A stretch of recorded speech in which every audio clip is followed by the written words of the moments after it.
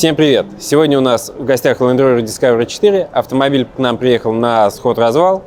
Перед выполнением сход-развала мы сделаем диагностику ходовой части, убедимся, что люфтов нету, и сделаем сход-развал. Как раз у нас будет время, чтобы поговорить о неисправностях в ходовой части. Рассмотрим поближе, все покажем и расскажем.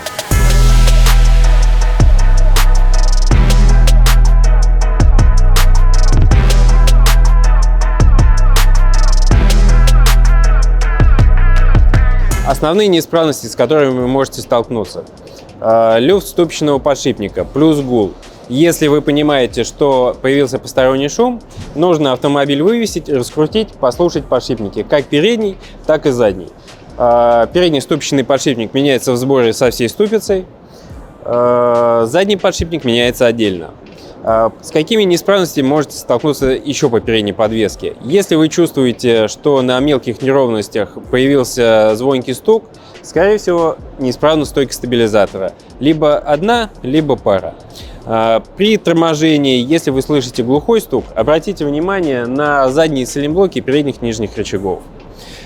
При возникновении скрипа в передней подвеске, особенно при повороте руля, стоит обратить на рулевой наконечник и на шаровую опору, опять же, нижнего рычага. В основном подвеска надежная, с верхними рычагами, как правило, ничего не случается, но на больших пробегах мы сталкиваемся с расслоением сайлентблоков. Нужно будет поменять либо рычаг в сборе, либо перепрессовать на нем сайлентблоки. Теперь пройдем к задней подвеске. По задней подвеске самые проблемные места. Чаще всего выходят из строя стойки стабилизатора, на мелких неровностях стук, скрип нижних шаровых соединений в заднем кулаке. Услышите, точно запомните, точно узнаете. Гул ступичного подшипника и сайлентблоки на рычагах, как на верхних, так и на нижних. Выходят не так часто из строя, но если они выйдут, машина станет валкая и появится сильный люфт в колесе. Также надо обратить внимание на задние тяги схождения. Разбиваются в шаровых соединениях.